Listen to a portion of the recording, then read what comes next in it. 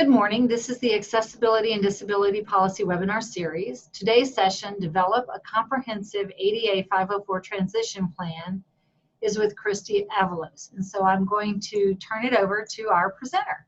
Thank you for joining us today, Kristi. Good morning, and thank you. Next slide. It's been 29 years this week since the ADA was signed. I was fortunate enough to have been on the White House lawn the day that it was signed, and I've watched the changes over the last 29 years. One of the reasons I've developed this program is because a lot of Title II entities are not meeting the requirements that they have of developing their ADA transition plan, or they're going about it in the wrong way and they're not getting what they think they're going to get. So hopefully through this presentation, we'll be able to help you understand what the Department of Justice is looking for and how you can plug whatever holes you may have in your process to get a comprehensive ADA transition plan. So just to give you a quick update, the reason that they put together ADA to begin with, and this was back in the 80s, but at the time there were 43 million people with disabilities. Current numbers show about 59 million people now, or roughly 20% of our population. But at the time there were 43 million people with disabilities and only 12% were employed.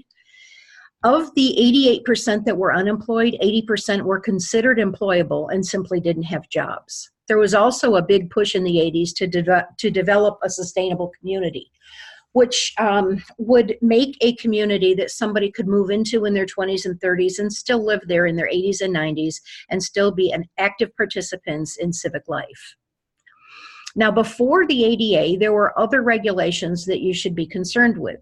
One is the Architectural Barriers Act of 1968, and that was written very much like the ADA, but it was only when federal money was involved. Federal money, federal land. And then in 1973 came the Rehabilitation Act. Now specifically, Section 504 of the Rehab Act calls for compliance with all programs, services, and activities. Now everything a Title II entity does is either a program, a service, or an activity. Every place that you interact with your community is going to be a program, a service, or an activity. And therefore, Section 504 comes into play with almost everything that you do. The reason it's important for you to understand that is because the ADA itself has no punitive or compensatory damages. If somebody sues under the ADA, all they do is force compliance. However, Section 504 has both punitive and compensatory damages. And so the opportunity for somebody to get a larger reward is much higher when 504 is brought into the case. Now, ADA itself is an employment-based civil rights law. Like I said, it was to get people with disabilities into the workforce. Now, there's 5 different titles of the ADA. Title I deals with employment, and every one of your employers has responsibilities under Title I. Title II is entities that receive public funding. Municipalities, counties, colleges and universities, school districts, they all fall under Title II. Title III are all the businesses that make up your community. The restaurants, the shopping centers, the multi-tenant office buildings, all of the private industry. Title IV is telecommunications, and Title V is a bunch of miscellaneous items. The most important of which for us is that's what gave the U.S. Access Board the authority to develop the design guidelines. Now, we're going to focus mostly on Title II because Title II entities are the requirements, or have the requirements to develop their comprehensive transition plan. Note also, one more click please, Randy. There we go. Note also that under the Department of Justice, they've initiated a program called Project Civic Access. Project Civic Access is an effort for the Department of Justice to look at Title II entities to determine how well they are complying with the ADA. These are Project Civic Access cases that have happened in Texas. Generally what the Department of Justice does is they hit all 50 states and then they start over. So you can see they were here in Texas in 2002, and then again in 2005, then in 9, 11, 12, and we got 3 counties hit in 2015. Now, they haven't been here since 2015, which probably means somewhere in Texas is on their radar again. Now, one more click, Randy, please. In 2010, at the 20th anniversary of the signing of ADA, all of the federal agencies recommitted. They basically said, okay, everybody, we've given you 20 years to bring everything into compliance and to get on board with what you need to do. And if you haven't done it, then we're going to start using the only leverage we have, which is funding. And at that point, by recommitting, all of the federal agencies decided to start taking action against entities that weren't complying. So what that looks like is the Federal Aviation Administration is auditing every airport through their disability compliance program. And that's everything from the small executives up to the large international airports. The Department of Transportation is doing a similar effort with bus and train stations, as well as bus and paratransit operations, airport operations, and all types of transportation infrastructure. The Federal Highway Administration has been given the authority by the Department of Transportation to initiate a letter that goes to the State Department of Transportation agencies asking to see their transition plan, and then telling them that they are not allowed to give out any of the federal DOT's funding unless their subrecipient also has a transition plan. I'll talk about that more in a little bit. The Department of Justice has the overall authority for all titles of the ADA. Title II entities through Project Civic Access, and has also teamed with HUD on multifamily housing and housing authority cases. And the Department of Education is doing a similar effort with universities in conjunction with DOJ and with the K through 12s. So what does that mean? It means that it's time, that it's been, as of this year, 29 years. And that if you haven't made compliance with your facilities and your programs and your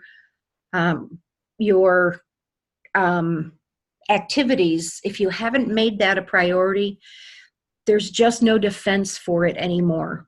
Okay, and so it's time to start looking at this. To do a comprehensive transition plan, especially for a larger entity, can be very, very daunting. And so breaking it into the pieces so that you can handle it a little bit easier is really what we recommend doing. So I mentioned the letters from the Federal Highway Administration. We are also seeing letters from the Department of Agriculture, from the Department of Education, from the Department of Health and Human Services, the Department of Housing and Urban Development, and the Department of Transportation, all that tell entities that if they don't have their transition plan in place, they will no longer be eligible for grants or funding from the federal agencies. So if your agency receives any funding whatsoever, whether it's highway funds or agricultural funds or parks and recreation funds or education funds, you will not be eligible unless you can show them that you have a comprehensive ADA transition plan. Now, just to go over a quick legal activity, first of all, the cases that have made it to the Supreme Court under Title I, which are employment cases, it's been pretty split. Three cases were a split decision, 5 cases were wins for people with disabilities, 7 were losses for people with disabilities. However, next slide. Randy? All of the Title II and Title III cases that have made it to the to the Supreme Court have been wins for people with disabilities. Next slide. Now, back in the private sector, we've seen a huge increase in access-related litigation. The disability community has celebrated the landmark years by filing cases. In 2000, at the 10th anniversary, they filed about 600 cases nationwide. In 2010, for the 20th anniversary, they filed just under 1,400 cases nationwide. And then what surprised us was what happened in 2014, where it surged over 300% to 4,400 cases. Now, the reason that that's a concern is, as you can see with the grid in front of you, there's been this consistent increase in access-related cases. In 2018, last year, which is the orange bar on the right, we went over 10,000 cases for the first time nationwide. Now, we've also had peak litigation areas. It is always California, Florida, and New York, and Texas is almost always the 4th spot. You can see in 2016, Texas was the 5th spot. And the next slide, which is 2017, we moved all the way to the end. And then in 2018, we moved back up to the 4th spot. And so these are areas where we have a ton of increase in access-related litigation. Now, here's a big concern. In September of 2015, the City of Los Angeles had a $1.3 billion out-of-court settlement agreement, and that was only for their sidewalks. Now, the reason that that's a concern, there's actually 3 main reasons that that should be a concern to anybody representing a Title II entity. First, it was $1.3 billion. Up to that point, the largest out-of-court settlement agreement we had seen was $12 million against Kmart. So we went from 12 million to 1.3 billion. Guess what that did? That woke up attorneys all over the country. Secondly, stay there. Secondly, one of the big issues that this case showed was that people with disabilities do not have to come into buildings to figure out that there's non-compliance. Okay, they can simply drive the community, and all communities are required to maintain their accessible routes in an accessible condition. Clearly, when they see sidewalks in disrepair, it shows that they're not being maintained in an accessible condition, and that was cause for this particular case. And then the final reason that this is a concern is because it made it very difficult for an entity to win based on standing. What that means is when a person with a disability files a case, if it doesn't specifically affect them, then they may have no standing for the case. For instance, if the plaintiff were blind, but the complaint were that the bathrooms weren't wheelchair accessible, a blind person doesn't necessarily need a wheelchair accessible restroom, so they may have no standing for that particular case. It's hard to show standing. It's hard to show that somebody wasn't going to try to navigate these sidewalks. And so the standing issue kind of went out the door on this particular type of case. And so we are seeing sidewalk cases growing all over the country. Now in 2015, which was the 25th anniversary of the signing of ADA, the Department of Justice filed more cases than they've ever filed. So this is a list, and if you notice, everything except for Cedar Rapids, Iowa, and Rapid City, South Dakota was a county. So another strategy that it looks like they're using is to contact the counties and then have the counties responsible for all of the cities within that county to make sure that they have their transition plans. So they're trying to get this in place as quickly as possible. Now, there's 4 distinct parts of developing a comprehensive transition plan. The most important part is the planning process, making sure that you know what it is that you need before you go out to an RFP or an RFQ. Then it's going to be determining how you're going to execute the plan, whether you're going to do it in-house or whether you're going to hire a consultant, whether you're going to look based on the lowest price or qualifications, that kind of thing. Then it's the evaluation process where somebody is evaluating every bit of the infrastructure that you have, what you own, what you lease, what you utilize, as well as all of the program services and activities that you offer. And then it's going to be just maintaining it. How do you respond to the project data that was collected and the plan that has been put into place? So let's go through these one by one. If you currently do not have a transition plan, you're not alone. A lot of agencies don't. And probably the very first thing you want to do is put together a compliance plan. A compliance plan would at least be something that you can hand to the Department of Justice that will tell them what your plan is to complete your plan. Because that's really what a compliance plan is your plan to complete the plan. And so we have helped a lot of agencies put together a document so at least it shows that you're aware of your responsibilities and you have something to hand to the Department of Justice should they come asking. Now, once you get that compliance plan in place, then we want to move on to actually starting the process of developing the transition plan. Next slide. So the first thing that you need to determine is what is it you're trying to do, okay? Some agencies have a different culture than other agencies. So what is the culture of your agency? Are you really wanting to provide services to people with disabilities, the best services that you possibly can? Or are you wanting to provide services as long as it's not too costly or too inconvenient? Or do you want to just start somewhere to get this process started and you just have a small budget in which to do so? Or do you just want to check off the box and say, hey, we've done this? Okay, every agency has a little bit different culture. Of course, we're going to recommend that the culture becomes fully inclusive, but it is something that you need to be realistic about in order to get your plan in place. Now, the first thing that you need to do is make sure that you have an ADA coordinator. Not only are you required to have an ADA coordinator, but everybody is supposed to know who that is. So if at any point the Department of Justice calls a number, a general number for your agency, and asks to speak to the ADA coordinator, whoever answers that phone is going to know who that is. So you want to appoint an ADA coordinator, and it shouldn't be the person who missed the meeting or the new person. It needs to be somebody who is familiar with the agency operations and somebody who has the authority to make the changes necessary.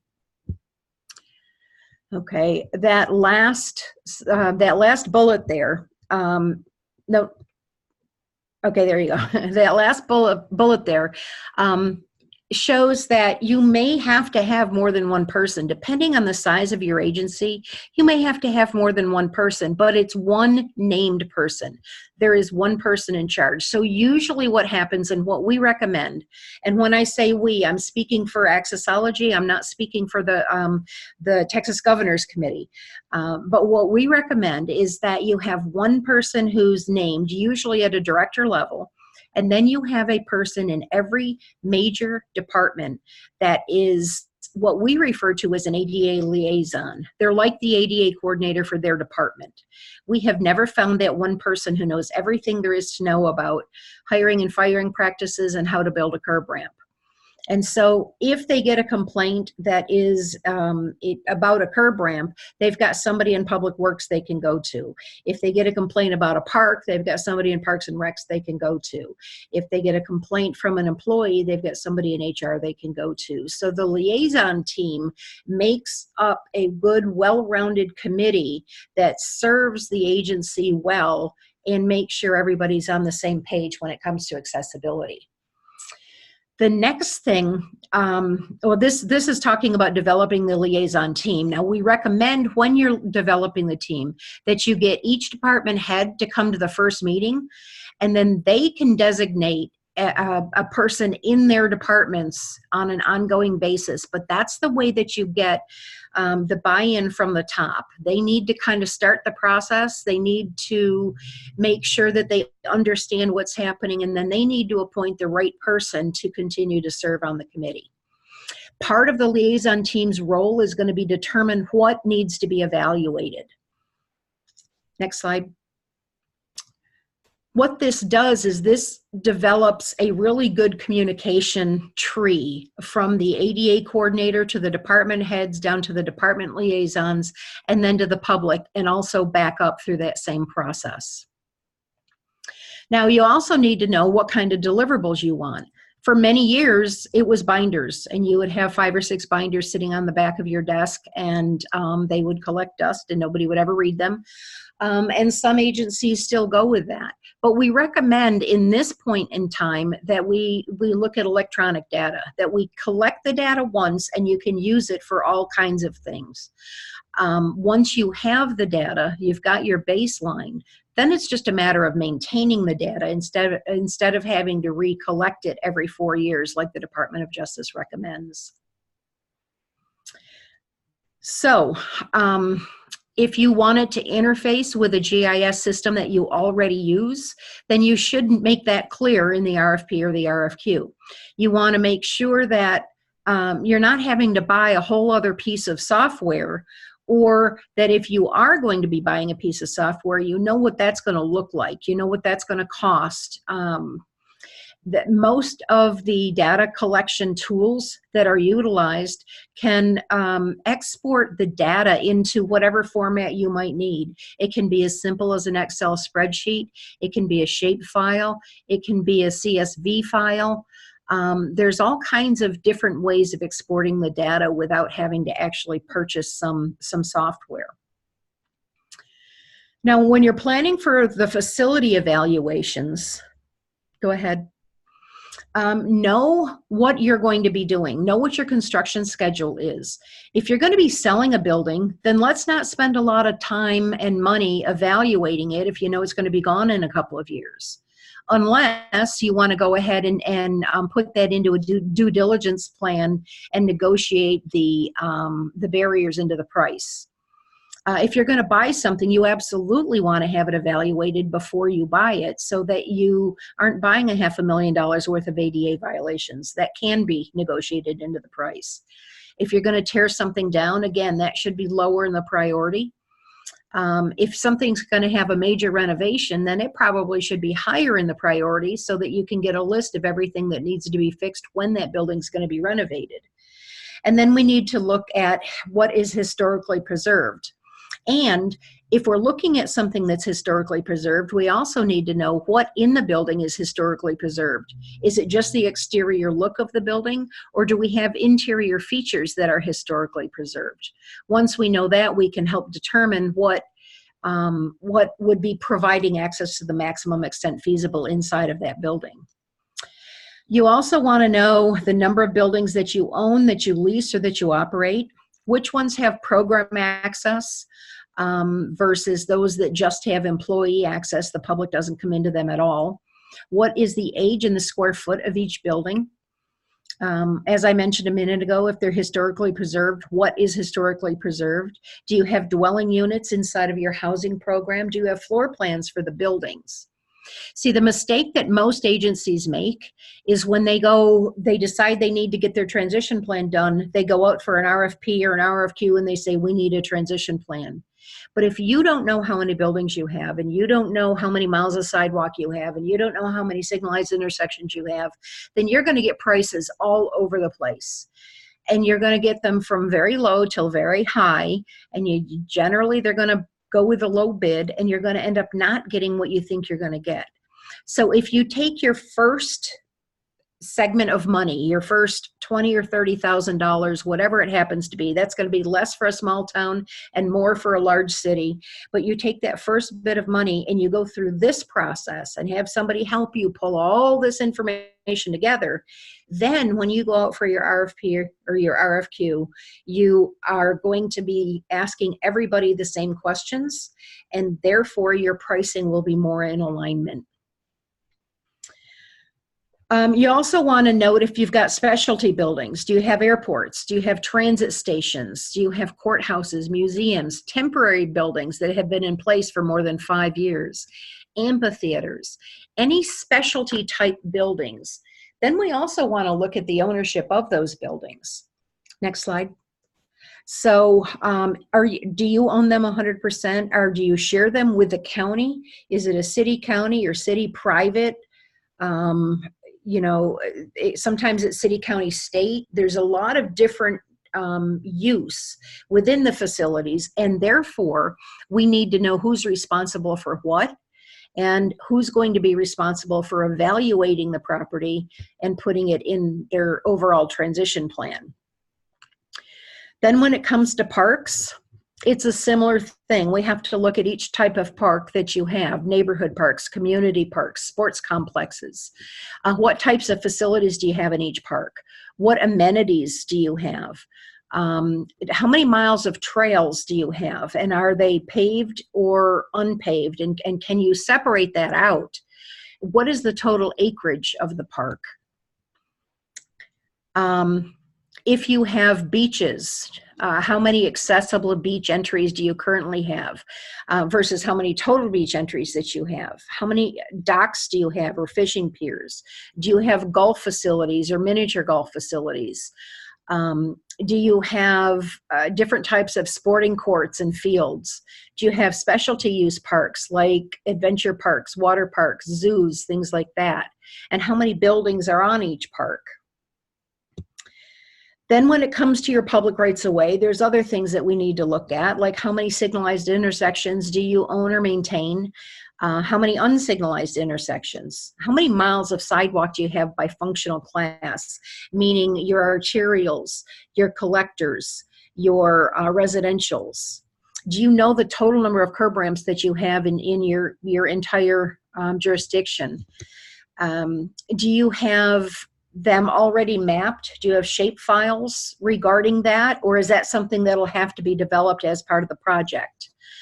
Do you have other things out there that you want inventoried? We've had people ask us, well, can you count the number of oak trees that we have along Main Street? Or can you count the number of bus stops we have? Because they just don't know. And as long as people are out there collecting data, you may as well go ahead and get as much data collected as you need. Then it's the program, services, and activities. And this is very, very broad.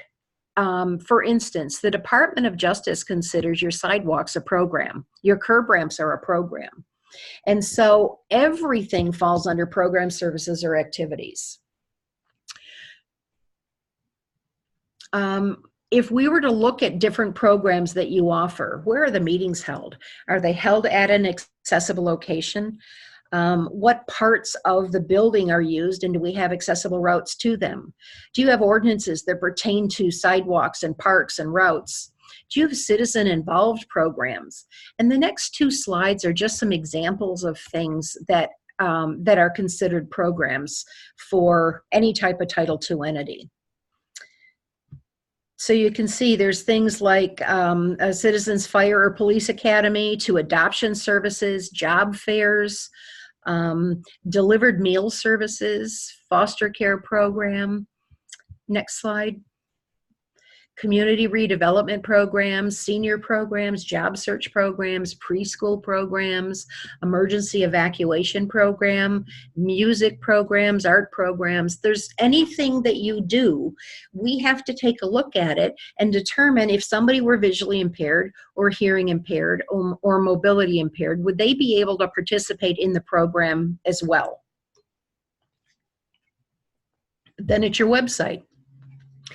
Your website is your #1 communication tool.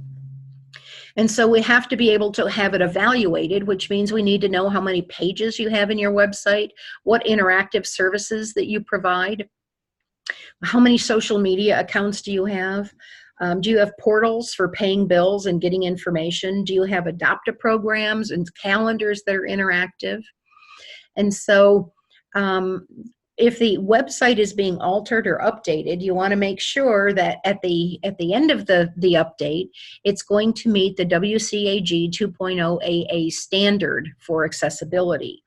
If it doesn't, then you're not effectively communicating to everybody that needs access to your website. Then it's the general information. There's a whole bunch of general information that needs to be decided at the beginning of this whole process. For instance, getting out your lease agreements and your contracts is going to be very important. For instance, if you have a park and you let somebody use your park every year for an annual event, and citizens come to that annual event, they think it's a city event. They don't know the difference because it's at your park. And now let's say the entity brings in a whole bunch of porta potties, but they don't bring in any accessible porta potties. Well, now there has been a violation of civil rights. Somebody comes to this event, they have a bad time. They're going to complain to you, to the Title II entity.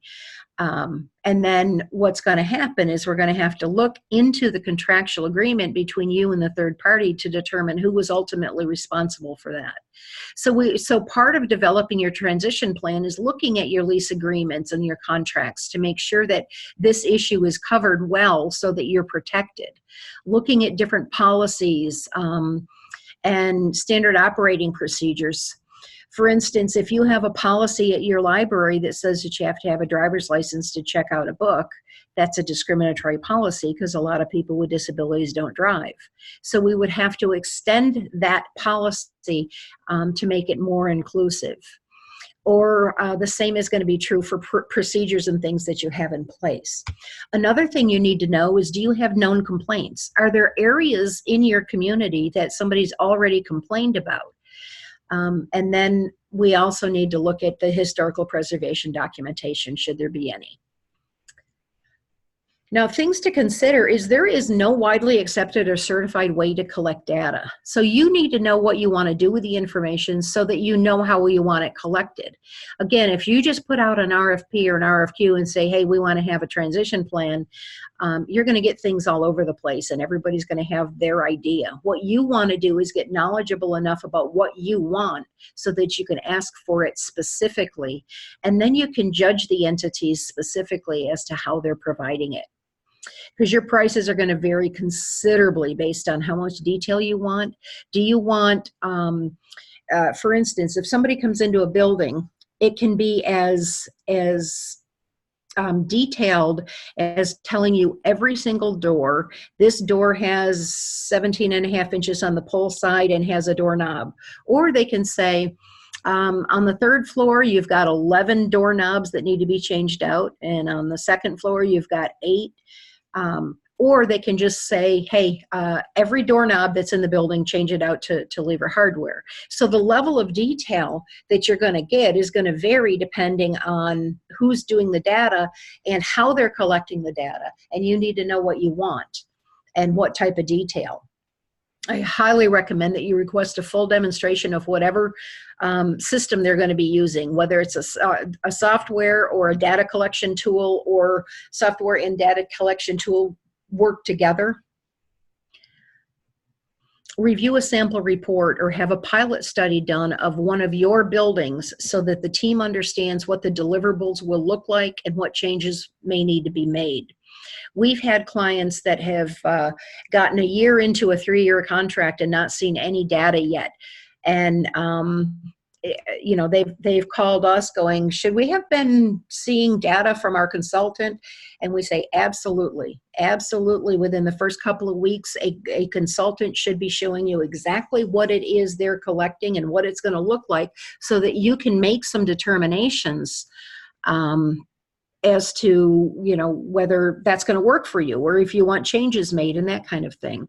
You also need to know, do you want executive summaries? An executive summary is going to be very useful for your high-level executives as well as the politicians, but of course it's going to cost more if you want to have the executive summary. So you need to know what you need in that kind of thing.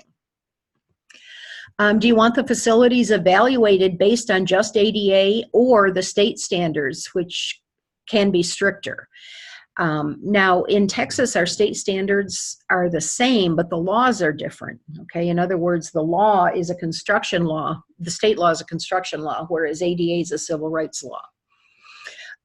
You have elements that are safe harbored. Nobody's grandfathered, but you have elements that are safe harbored. And it is in your best interest to have the facilities evaluated to the standard that was in place when they were built, but remediated to 2010, the current 2010 federal standards, 2012 state standards.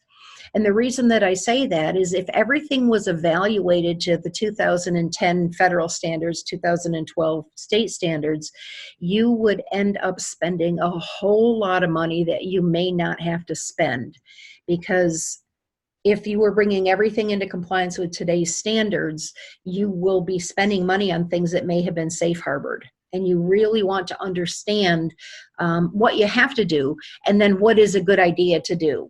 But what you have to do needs to stand out. The other question is, do you want to have the entire building evaluated or just the areas where the public goes? You have to remember that you have a responsibility as an employer. And usually we tell entities that if the building has been built since January 26, 1992, that you have the entire building assessed. But if it was built prior to that, then we look for program access only, buildings that have program access. So again, that's where a lot of money can be saved. Do you want to know every de minimis barrier that's out there? If we're looking at your sidewalks and you've got a 2.1 or a 2.2% cross slope, do you want us to hold it to a 0 tolerance, or do you want anything between 2.0 and maybe 2.5 to go into another category for you to look at, but anything above 2.5 would be more egregious? How you collect that data and how it gets prioritized is going to help determine how you remediate the project. When we start talking about remediation, do you want just budgetary costs so that you can plan, or do you want real costs that you can hand to a contractor and they can go fix the problem? Again, those are two different types of costing, and it's going to change the price of the overall program. When it comes to tracking your remediation, do you have something in place that can do that? Do you want to do it via something like an Excel spreadsheet, or do you want software that'll help track your remediation progress? So these are the different steps. You have to develop your ADA coordinator. You need to have a grievance process, your public involvement and your public notice process. Then it's evaluating everything. Then it's developing the plan itself. Then it's implementing the plan, and then it's monitoring the progress. So these are the overall steps. So now when we start executing the plan, there's a few things that you need to discuss in terms of strategy. For instance, next slide. Are you going to try to do it in-house? So if you're going to do it in-house, how many people can commit to the project, and how many hours per week will each of them be able to commit? What other things could get in their way? Do you have a timeline on when you want this done? There's no reason it can't be done in-house, except a lot of times in-house they just don't have the manpower. And so it might take 5 years if you try to do it in-house, and with a consultant you might be able to get it done in a year. It just depends on what you're looking at. You need to develop what your milestones for deliverables are going to be, and then what things can be done simultaneously. You ought to be able to have somebody looking at facilities while somebody's looking at sidewalks, and somebody's looking at programs, and somebody's looking at the parks. If those things can be done simultaneously, then it's going to get done a whole lot quicker. Are you going to be if you're going to be hiring a consultant, are you going to be doing it based on price or qualifications? We're always going to recommend that you do it based on qualifications. Now, there's only about 7 companies that I'm aware of that do transition plans kind of on a full-time basis. There's a lot of engineering or architectural firms that are trying to jump into the space, and the architects are really good with the buildings, and the engineers are good with your public rights of way, but you've got to have a team that does all of it. Your program services and activities, your facilities, your parks, and your public rights of way. And so usually that's not going to be an architectural firm or an engineering firm that's going to cover all 4 of those unless they developed it into a team. Then you need to know what your budget is. Start with, we've had people come to us and say, hey, we've got X number of dollars. What can we get done for that? The key is to get started. Whatever you've got that you can put into this, get started with it.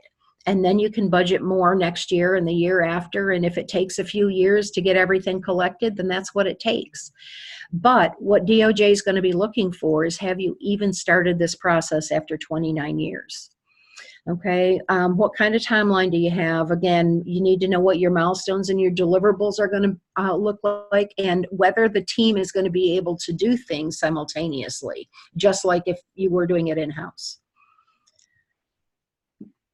Now, we're going to recommend that you focus on qualifications. Like I said, only a handful of companies nationwide know how to do this.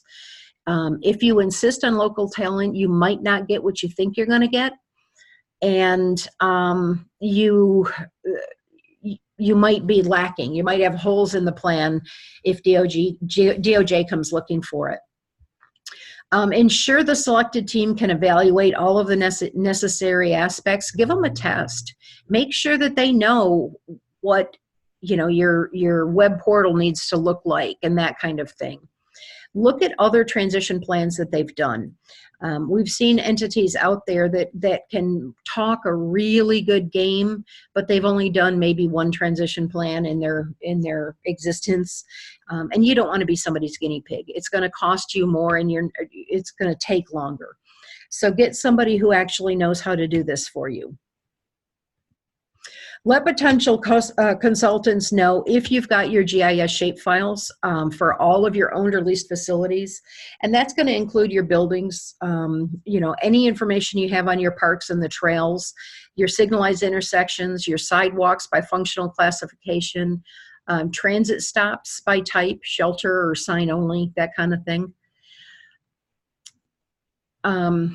When it comes to scoping and contract negotiations, know what your budget is and what your expectations are for that budget. Okay, work through the fine details of the scoping of the project. Get a full price break. Our recommendation is that you figure out how much it's going to cost if you did everything that you own. That's going to be a pretty big dollar amount usually. And then once you have that dollar amount, you can go, okay, well, we can't do that in 1 year. Maybe it's going to take 3 years. So then we figure out what is your priority for year 1, for year 2, and for year 3. Maybe it's going to take 4 years. Maybe you can do it in 2 years. But until you know what it's going to cost to complete everything, it's going to be hard for you to figure out how to budget for the next several years. You can just skip past that. With the evaluation process, we recommend that we start with a kickoff meeting. The kickoff meeting is designed to get everybody on the same page. So let's say you decide the first 10 parks that you're going to do. At the kickoff meeting, you've got somebody from Parks and Rec that says, you know what, we really need to do this park because this is where we have a high volume of activity on the weekends. And so at that point, we can change things out and say, okay, these are our top 10 instead of the ones we thought were going to be the top 10. So at the kickoff meeting, everybody gets their say in what becomes the first phase. We also want to do a staff orientation meeting so that everybody understands why we're walking through your buildings and we're taking measurements of things and that kind of thing. And then we also recommend that you have an ADA advisory board. The ADA advisory board would be an exterior board made up of people with disabilities that live or work in your community. Okay, that satisfies your Title II requirement to communicate with the local disabled population, but it also gets you some great information about the people living right in your community. And I almost can guarantee that what you think is high priority isn't going to be their highest priority. And that will help you. Their information will help you prioritize in a way that it best affects your community. Take care of the low-hanging fruit that offers the most protection. Get your ADA 504 coordinator named. Make sure they're easy to find. Go to your own website and up in the search engine, type ADA coordinator and see if a name and contact information pops up. Because if it doesn't, then that's going to be a red flag if DOJ is looking for your ADA coordinator. You want to make sure that you're getting a name and contact information that comes up, and not just for a department, but for an actual person. Make sure you've got your public notices that are distributed. At the very least, they should be on your website. But any place that you post notices should be something that says that you understand your responsibilities under the ADA, and if somebody thinks you're not meeting them, here's who you go to, which ultimately should be the ADA coordinator. Make sure you've got a grievance procedure and forms, and that people can get to those easily, usually on your website, so that if they have a grievance against one of your facilities, there's a place that they can go. Or if an employee has a grievance, there's a place that they can go. And then you want to do the kickoff meeting. The kickoff meeting is kind of the first day of the transition plan development team. And at that point, all department heads should be there. The scope should be discussed in detail so everybody knows what's going to happen. Meetings should be tentatively scheduled for the duration of the project so that we're not having to work through every month trying to figure out who's available when. If we just at the beginning of the project say, all right, we're going to meet the third Thursday of every month, then people can get that on their calendar and plan around it. It makes it easier. Expectations should be detailed. What are you expecting from your consultants or your team? And what are they expecting from you? For instance, there's a lot of information that we need to get from you in order to do your transition plan well. And so if we send you the list of what we need, but we don't get it for 6 months, that's clearly going to delay the timeline. And so setting those expectations up front is very, very important. We also want to make sure that we've got the list of facility contacts. Nobody should ever be in your building without permission to be there. And so we would always contact the facility contact person and say, this is the day and time that our team is going to be there. If you have any questions, here's who you call. Do you want them to contact somebody when they arrive on site so that you know they're there? That kind of thing. The scope should be discussed in detail, and the program services and activities process should be defined and expectations and dates set up for questionnaires to be distributed. You know more about your programs than we do. The way that we're going to learn is through you. And so we'll ask questions based on what we find on your website or in the publications that you put out. We'll figure out what programs you offer, and then we'll sit down and say, okay, so if somebody were visually impaired, how could they participate in this program? If they have a mobility impairment, would they still be able to do this? What would we have to do differently? And so we would go through that whole process to get your program services and activities looked at. If we're going to be doing your job descriptions, how many job descriptions do you have? Let's say you have 200 of them. Then you get to choose, are we going to look at every single one of those 200? And are we going to note what is wrong and how we would change them? Are we going to do that for you? Or are we just going to spot check maybe 10 or 15 of them on your behalf, and then you'll take that information and go and do the rest yourself? Those are all going to be different prices to get the same result, okay? Things like employment processes, and a big one for the Department of Justice right now is your emergency planning. We have to look at your emergency plan from 3 different perspectives. If you had to evacuate your community, how are you doing it? Do you have transportation? Do you have any accessible transportation? Or do you have access to accessible transportation should you need it? The next thing is, if people are evacuating and coming to you, where would you be sheltering them? Do we have accessible restrooms? Do we have an area where service animals can relieve themselves? Do we have refrigeration for medication? And then the third thing would be based on an individual building. If we had to evacuate a building, and let's say there's a shooter in the building, you've got a guy on the 4th floor, he's got 20 minutes left of therapeutic oxygen, what do we do? And so we have to go through and look at all of these different aspects and insert how we would serve people with disabilities into each part of your plan. At the staff orientation meeting, we take the appointed department employees and introduce them so that people kind of know who to go to in their own departments.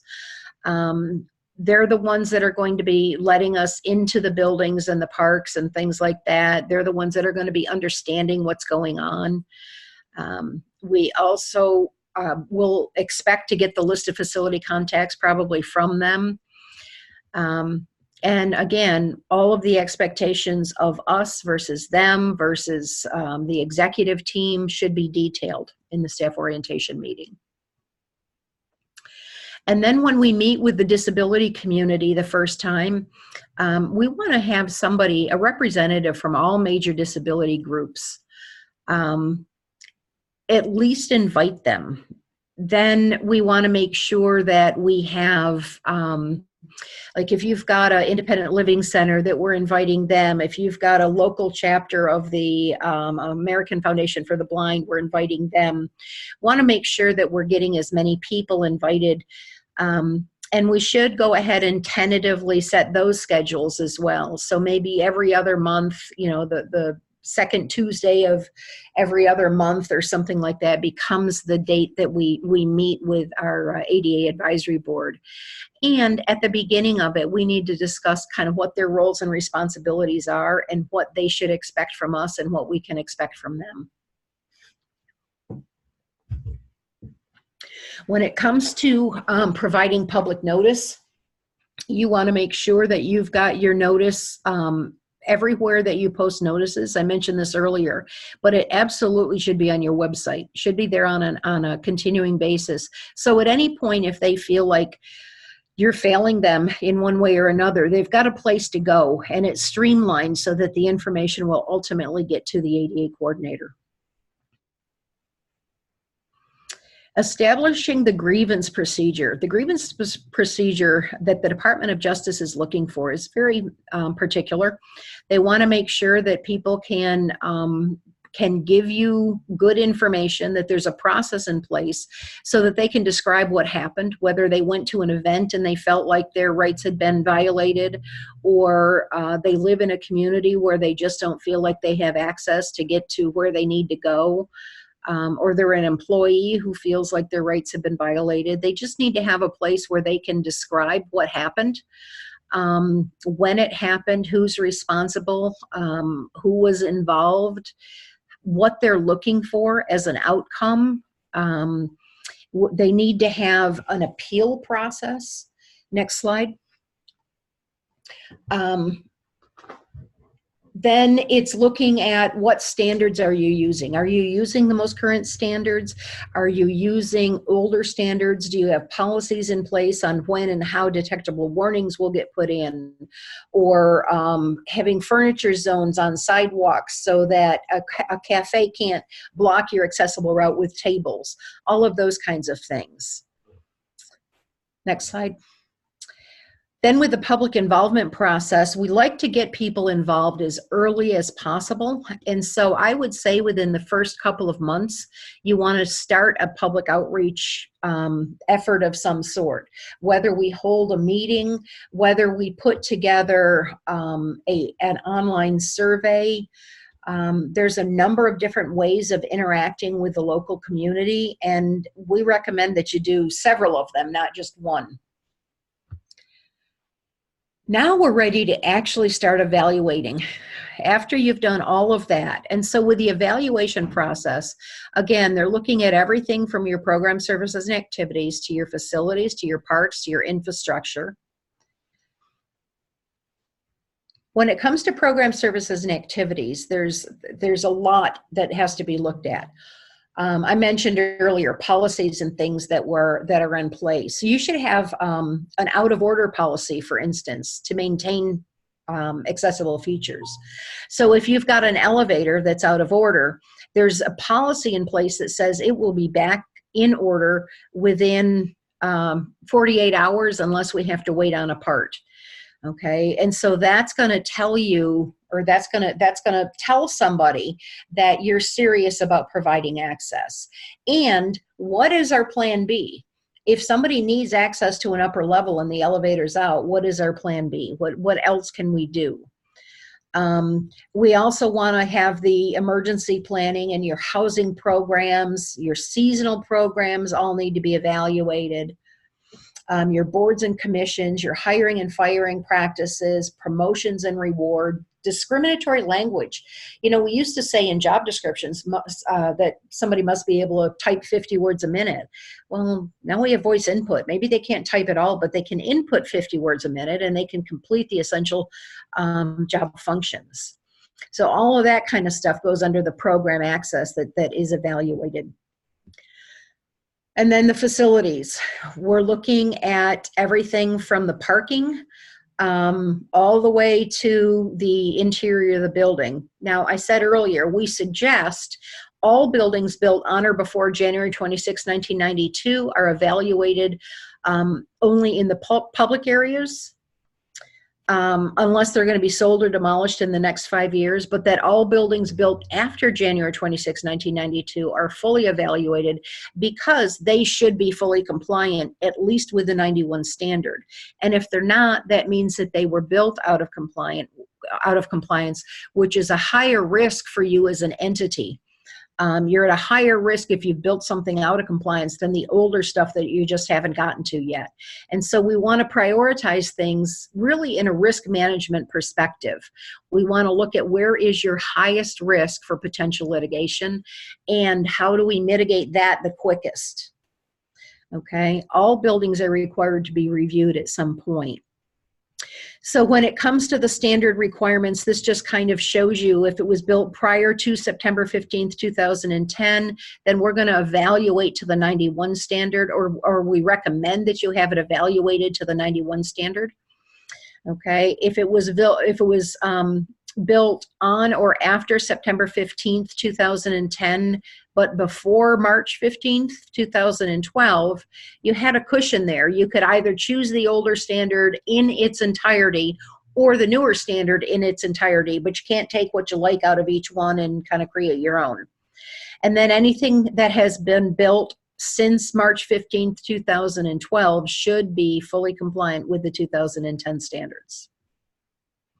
Now, there are checklists that you can get off the internet. Some of them are quite good. Some of them are not so good, so you want to be careful. The problem with checklists is generally you then are creating a whole bunch of paper that somebody's going to have to input at some point if you want to have the information in an electronic format. We've had people who have hired consultants who have pulled up these checklists and gone out and filled them out and taken no pictures and no real measurements, just yes, it complies or no, it doesn't. And that's not enough information to determine anything. Because if we see no, it doesn't comply, the question is, how far out of compliance is it? Is it 1/4 of an inch or is it 17 inches? We have no way of knowing. So you want to collect, if you're going to pay somebody to collect data, pay them once and let's get it done right for you. Okay. Now, there's different types of software. This is a system we use called AIMS, and that is our data collection software. There are a number of different types of software out there. I can only really speak to the ones that we use, but there are a lot of different types out there. This one is powered by BlueDAG, but it's referred to as AIMS, which is Accessology's information management system. This is going to give you an overview of everything that the facility has. We can clip through the evaluation details, all of the different checklists that are available, the photos, the grievances, each barrier, so this is something that puts everything all in one place. Or we can export the data and you can put it into your own system. If you use Lucidity or whatever it is that you happen to use, the data can be exported into a format that you can use. When it comes to the parks, there's a lot to do with parks, and it really depends on what is in the park. So, next slide. We're gonna recommend that we know as much about the parks as possible before we go out to evaluate them. That's what's going to get you a more accurate cost. We want to know how many amenities they have, the different programs. For instance, if you've got 12 parks and you've only got swimming at 2 of them, we want to map those and say, okay, we've got the east side of town really covered with a swimming program, but we don't have any swimming programs on the west side of town. And that kind of thing, so that we can make sure that if somebody is disabled, especially if they don't drive, they have access to every type of program that you offer. We're going to prioritize all of the different amenities based on the usage, the locations, and again, the data that's collected will be for every different type of park, and if you're getting ready to do upgrades, and we can combine things to get lower costs. In other words, you might get a much lower cost for resurfacing several playgrounds at a time rather than just resurfacing one playground. And so we'll kind of help look at that kind of thing to make sure that you're getting the best costs possible. And then we're going to suggest for the parks that you use the outdoor developed area standards for park guidelines. It is a requirement for federal parks. It isn't a requirement for state and local parks yet, but it will be. And it's a really good guideline that recognizes that the world is not flat. And if you don't use that as instead of ADAG, then you have to use ADAG. And ADAG is going to require everything to be at a 1 to 12 slope. The outdoor developed areas recognizes hike and bike trails and things like that is not having the 1 to 12 slope. And so it's going to be a better guideline for you to use, and it's considered a best practice. We suggest also that you get the baseline for your playground evaluation, which is, it's going to take a while. The baseline for your playgrounds, it's about a 184-page checklist that needs to be done. It's really a safety evaluation, but once it's done, then you can just get it updated. The law says regularly and frequently, and we recommend at least annually. And where the elements are where there's huge change in the elements from really, really hot to really, really cold, we usually recommend twice a year. So with playgrounds, there's a lot to look at. We've got to look at the surfacing, the path of travel to each element, what types of elements and components are provided, what types of experiences are provided. Do we have at least one of each type of experience accessible? So one, swinging, sliding, spinning, whatever it is that you offer, at least one of each type of experience needs to be accessible. So we have to make sure that we've got all of that. So there's a lot of detail that has to be looked at when it comes to the playgrounds. Benches and trails, same thing. Now we have to look at the different trails based on, is it a paved trail or is it a rustic trail? And evaluate them differently based on the surfacing and the slopes and that kind of thing, which again is why we recommend that we use the outdoor developed areas where we really focus on trailheads and things like that. If we have benches, we want to make sure that people can sit next to people in wheelchairs can sit next to an able-bodied companion. And the same is true at your picnic areas. We need to make sure we have some accessible picnic areas. Fishing piers, you can just flip through these, Randy. Fishing piers, boat docks, miniature golf. All of these have requirements. Golf facilities, swimming pools and spas, we have to make sure that people can get in. If you've got several swimming pools, maybe a lazy river and a swimming pool and a kiddie pool, we have to have access to all three of them. So you can't just get one portable lift and move it between the three of them. Each one has to have its own type of access. So beaches, if you are on a coastal property or calling us from a coastal property and you've got beach access, then we have to look at how many access points do you have and how many of those are accessible. There are some standards in place for beaches and for sporting facilities, making sure that we have a path of travel to at least one of each type of sporting equipment. So if you've got 12 treadmills, for instance, as long as we've got an accessible route to at least one of them, then you're in compliance. We have to do that with each type of equipment that you offer. Then it's your public rights of way, and there's so many elements that have to be looked at with the public rights of way. So we need to look at the sidewalks themselves, the curb ramps, the signalized intersections. Do you have ped buttons for people to cross the street? And if so, are they in an accessible location and do they have an accessible route to them? We have to look at the intersections that don't have signalization. We have to look at the sidewalks. Sometimes you have no sidewalks, but you have curb ramps and push buttons. And so wherever we're inviting pedestrian traffic, it needs to be evaluated. We want, just like I said with parks, with public rights of way, we absolutely recommend that you adopt PROEG. PROAG is the Public Rights of Way Accessibility Guidelines. It was written specifically for your public rights of way. We recommend that we do some internal training to those who provide services in your area on public rights of way, and that all sidewalks are assessed to get the baseline. And then it's just going to be a matter of maintaining the information. And for some cities, you know, large cities, it's going to be harder to do. We want to start with the arterials where we have more pedestrian traffic. Then we can go to the collectors and then eventually the residentials. So we just need to develop a plan to capture all of the data for all of the sidewalks. We're going to suggest that once your arterials are complete, actually before they're even complete, what we recommend is whatever the first phase is. Let's say you've got 300 miles of arterial sidewalk, and the first phase is 100 miles. At the end of that first phase, we should have a transition plan document. Okay, that gives you a document to hand to the Department of Justice, and it won't be complete.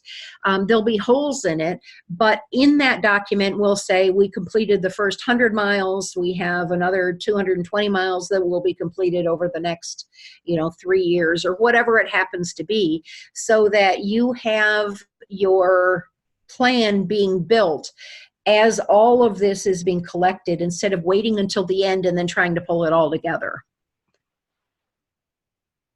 We're going to suggest, and I've already said this, that you use electronic data collection. There were many years where we did, paper and clipboards and cameras and pencils and smart levels. And I mean, that's what we had years ago, but we have better technology now.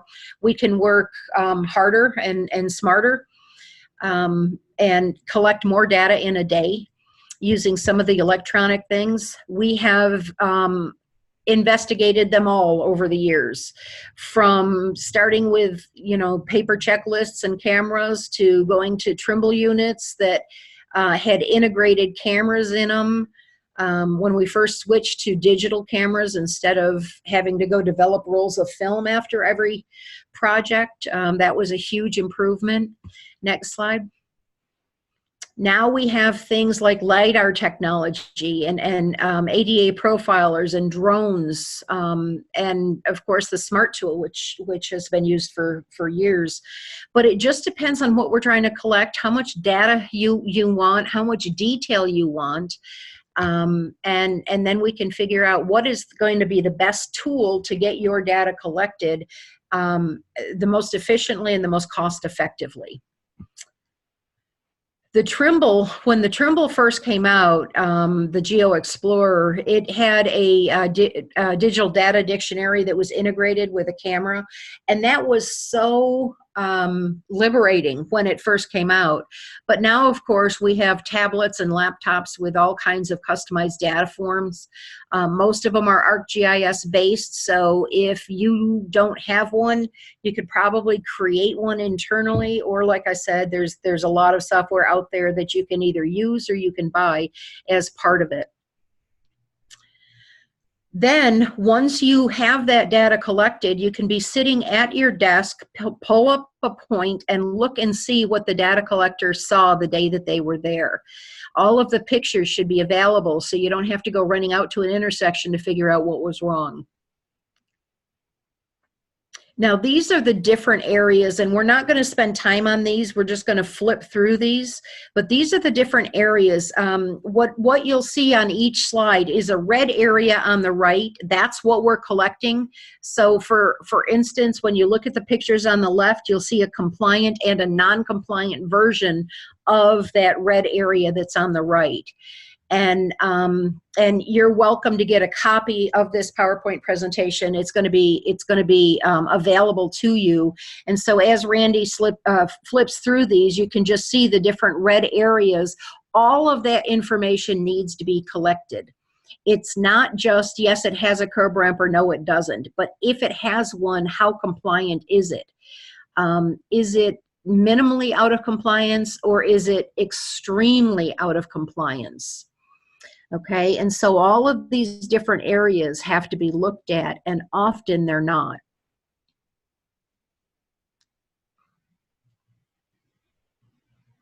Now, just for those of you who are not familiar with who I am, I do expert witnessing on access-related cases all over the country. And so I've been doing access issues, and if you could stop there, go back to that last one. Okay, stop there for a minute, Randy, and I'll catch up with you here in just a second. I do expert witnessing on access-related cases all around the country, and I have just accepted my 10th death-related access case. Okay, I am not an attorney. I do, actually what we do is develop ADA transition plans, but I do accessibility, and I have for decades. 5 of the 10 death-related cases that I have been on dealt with sidewalk issues. So just to give you an example, the first case that I was on was where a woman she hit a very severe cross slope. She didn't have balance. She didn't have front to back or side to side balance. When she hit this cross slope, the tree roots had grown. There was an 11.4% cross slope. It tipped her over. There happened to be a fire hydrant right there. She hit her head and it killed her. And so when we're out there looking at stuff for your transition plan, if we see something that egregious, you need a way for that information to get to you quickly. You don't want to have to sort through thousands of pages of data to determine that you've got a problem that egregious. And so making sure that there is a priority plan in place so that whoever collects your data can get that kind of information to you quickly should be part of your overall prioritization process. And I'll show you in just a few slides what that looks like for us. But we're also evaluating not just the running and cross slope, but we're looking at things like ponding, pooling, cracking, heaving. You can move on. See, these are heaving. That actually was one of the cases I had, was where a section of sidewalk heaved. And when he hit it, it threw him out of his wheelchair, and he was in a coma for a few months, and then he subsequently passed away, landed on his head when he got thrown out. Sometimes we see sinking. Okay, those detectable warnings are something that are very important in your public rights of way. We took away a curb. The curb used to tell somebody who was visually impaired they were about to enter a vehicular hazard area. The truncated domes or detectable warnings tell them there used to be a curb here. So it is nothing more than a curb replacement. They are used for detection, not for direction. And that just shows you kind of the cover of a transition plan document. So the self-evaluation process, there's 4 things the Department of Justice is looking for. Everything that we've talked about up to this point is the inventory.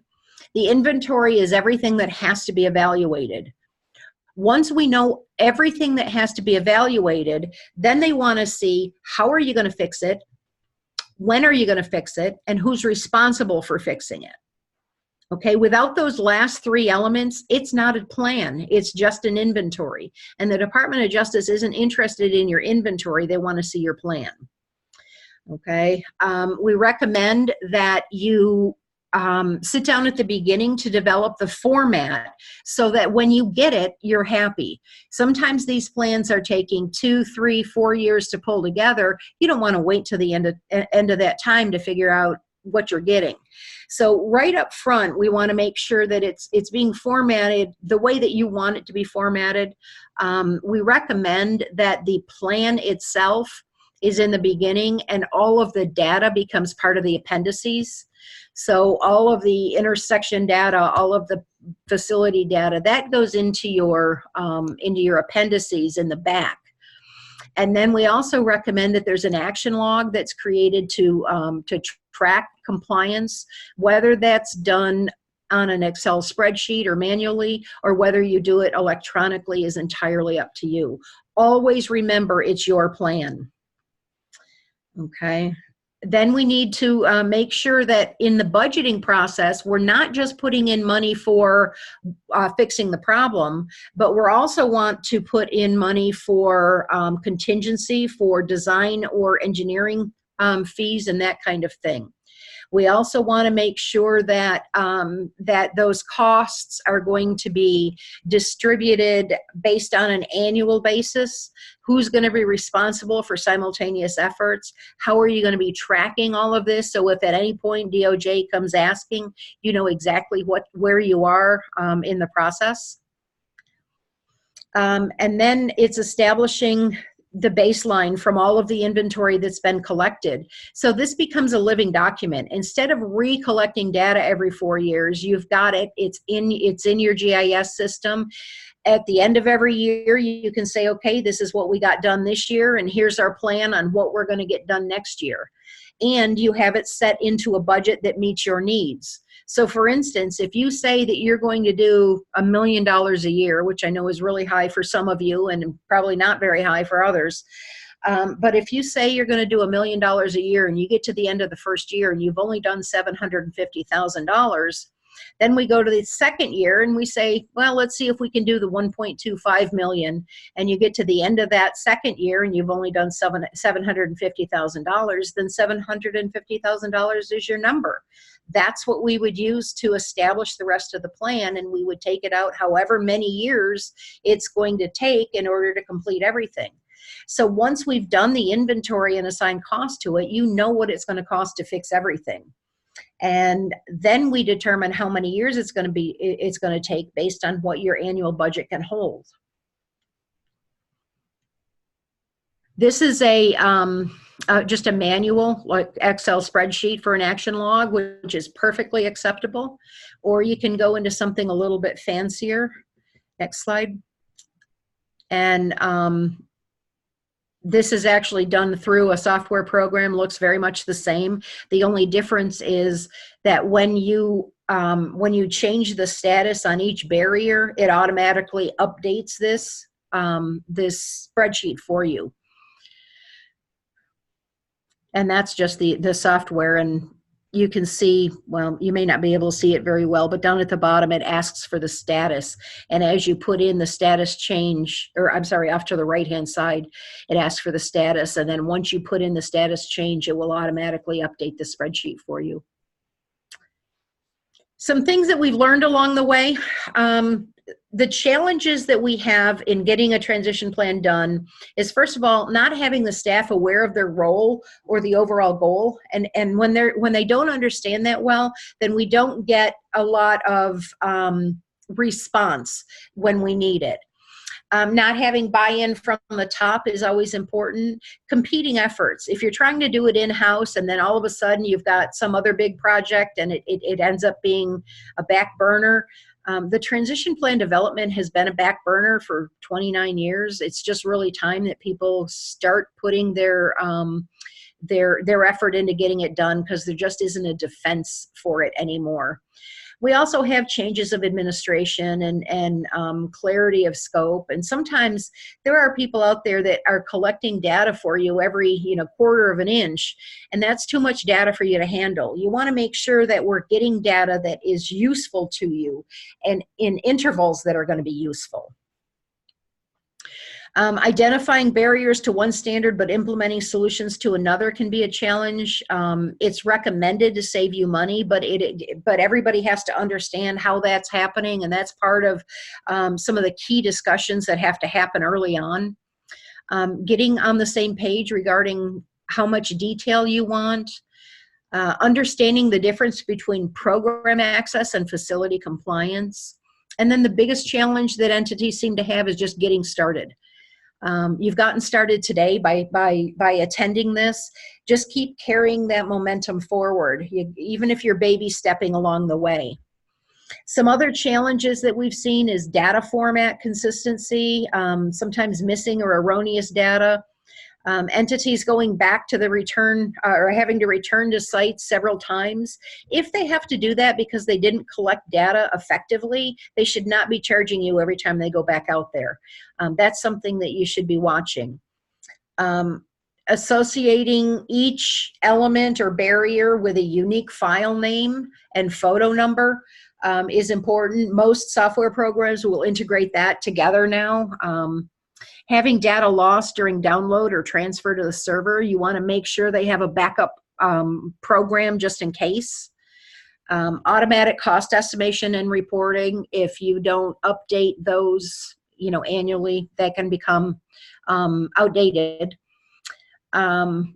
On the reporting capabilities, compliance status of each elements evaluated based on PROAG or ADAG. Most of the good software programs now, you can put in all of the different standards, and you can put in the building code, you can put in the Texas standards, you can put in the ADAG standards, you can put in the PROAG standards, you can put in the outdoor developed area standards, and then as we evaluate, it will compare the information we're putting into all of the different standards. We also recommend that whoever is looking at the problem also offers some potential solutions for you to remove barriers. You may come up with another possible solution, but at least they've given you something to kind of start with and think about. We want to make sure that the estimated cost of the suggested improvement, or do you want a full cost, and I think I said this earlier, where you can just hand the paper to a contractor and they can go get it done. So what type of costing are you going to be looking for? The prioritization of the individual facility independent of other locations of the same facility type. So for instance, if you've got 7 libraries, okay, we're going to prioritize what is wrong in each library, but then also which is the library that people go to the most. So which library is the highest priority? So we're prioritizing them based on the functional use as well as the individual elements within each building. That is me.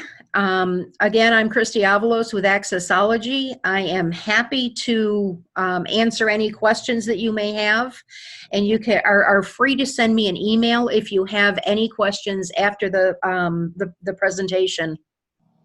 Kristi, thank you so much. Very in-depth, detailed information, and we got through 138 slides. I told you we could do it. Unbelievable. We don't have any questions right now. We'll wait just another second or two and see if we get any here at the end. But as Kristi said, her email is on the slide that you're seeing. We will send a copy of the training materials and the real-time captioning transcript to everybody that attended today.